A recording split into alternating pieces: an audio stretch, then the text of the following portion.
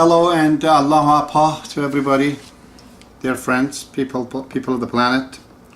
Time is 10:58. It's still 23rd of June. Last night I explained 20 of those attributes in associating attributes, that it comes in associations. I'd like to emphasize tonight again. First of all, I don't have enough time to explain word by word these qualities, and because they're subject, not object, it seems everyone has a definition for it. For the person who's reading the writing of Baha'ullah, who is really a new renaissance in the spirituality, in my opinion, of the entire globe, there might be different meanings for these words, because there are different demonstrations by the Baha'i martyrs, by the Baha'i learneds, by Baha'ullah himself. So using Baha'i faith, I am trying to bring up my understanding. I may not go with the normal dictionaries. So I'm continuing tonight with the word compromise. It's actually a great a spiritual faculty and a spiritual attributes that one has to have.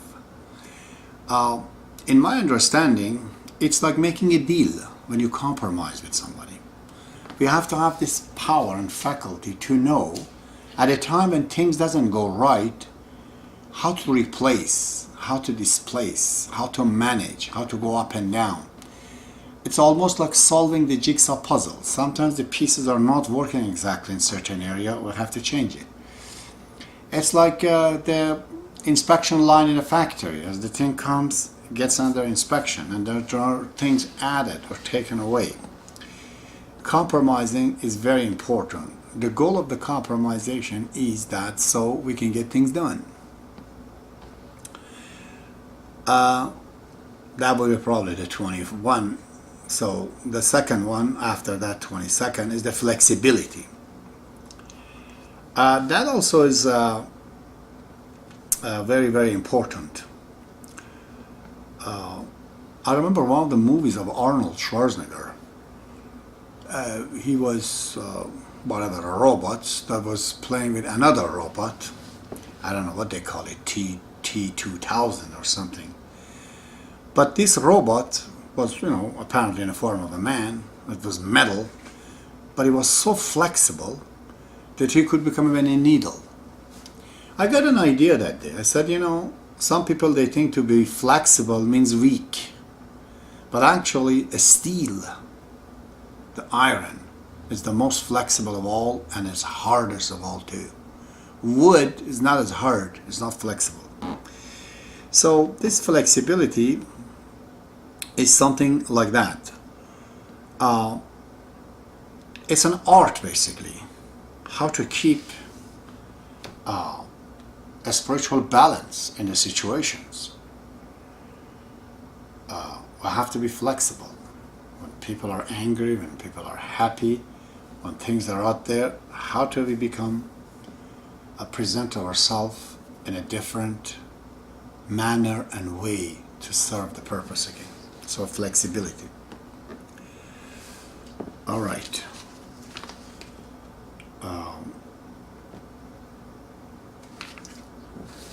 Hospitality. This is the next one. Oh, Canada is great for hospitality, especially people in Newfoundland. I remember a while ago when all these airplanes, they couldn't land in New York. They had to go somewhere, I guess, in Gander or somewhere in Newfoundland, and how these people of this little area were so kind and hospitable to all of the people. Hospitality is very, very important. It is actually the power of associations with the people that we do not know or we're not expecting.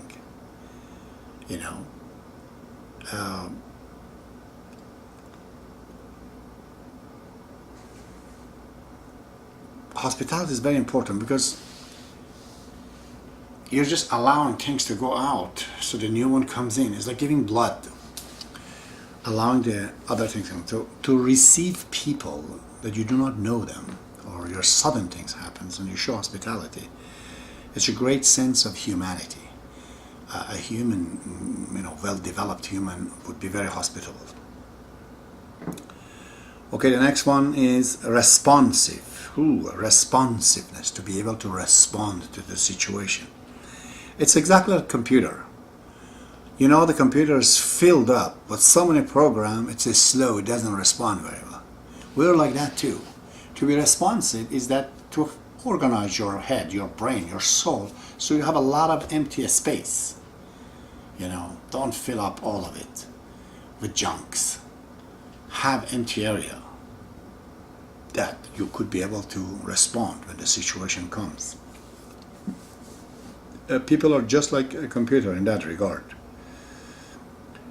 We simply have to have patience, If we don't have patience, or we don't like to go for adventure, we're not adventurous, we don't like variety, we are not greedy for more knowing people or situation that we have to deal to test ourselves. That's being responsive. Asking for challenge. That makes a person responsive. All right. And what have I written here?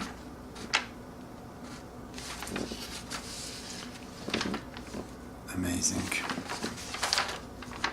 So, keeping promise. Or if this was the first page, I'm going to have to go to this one. Keeping the promise. So that would be number 2. Let's make sure it is page 2 here. All right, and the page 2. Keeping promise. Keeping promise is very important. The difference between wind and the sound of the wind and the sound of a person who's talking, that's the difference. That one is meaningless. Might be good music. I actually love wind. But when a person talks, it has to have meaning. If you can't keep promise, you say something, it doesn't happen. I don't know what to say.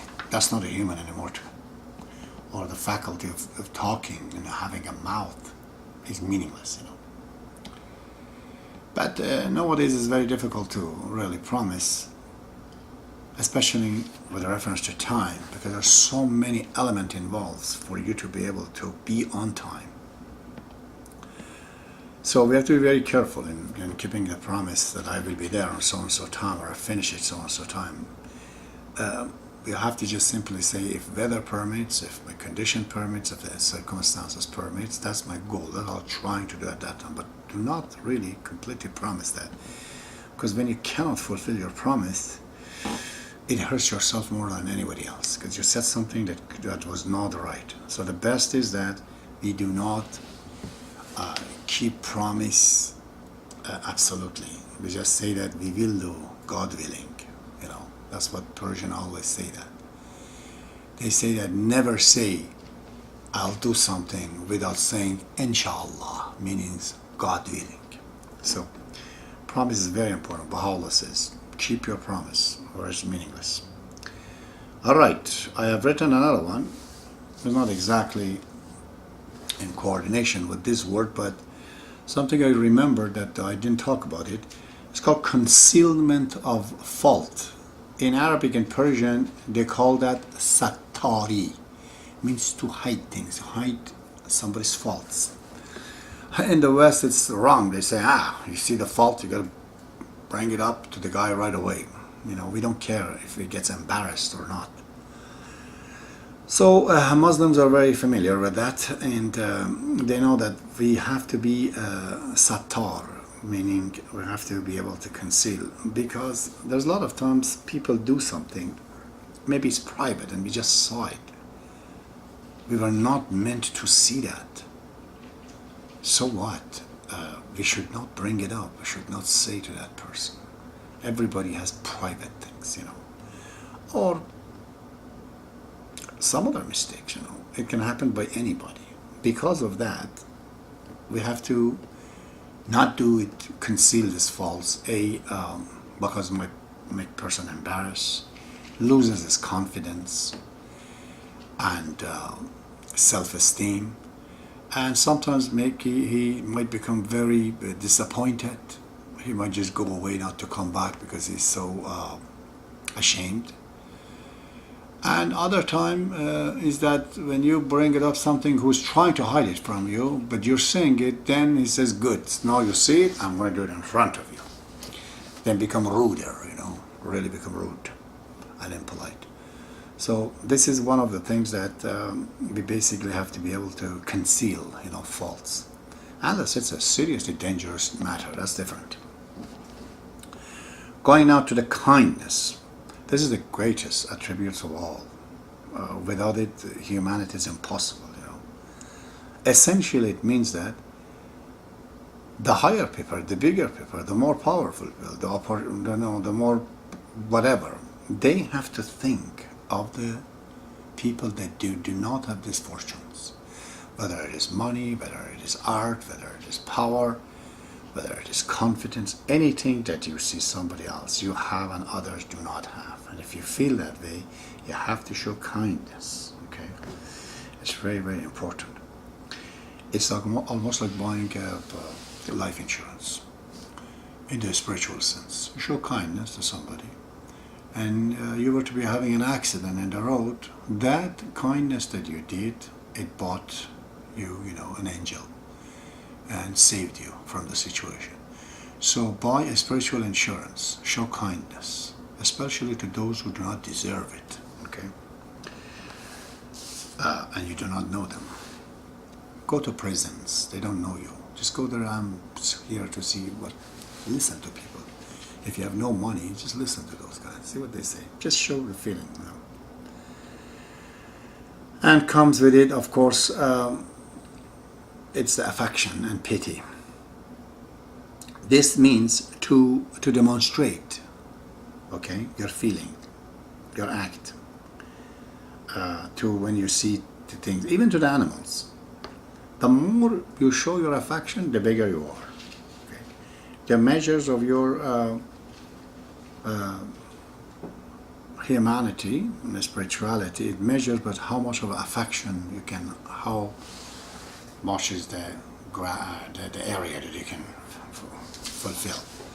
Not just the people you like, even people that you, they're enemy even, you consider them enemy, even those.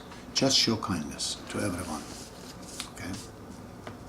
Now, let's go to this page. What have I written? Oh, determinations. Pretty big one. Determination is just like mitochondria within the cell.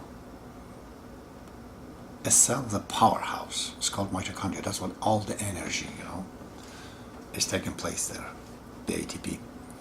So that center of the soul is that determination power. But we have to be careful when we decide to do something, time might go against us.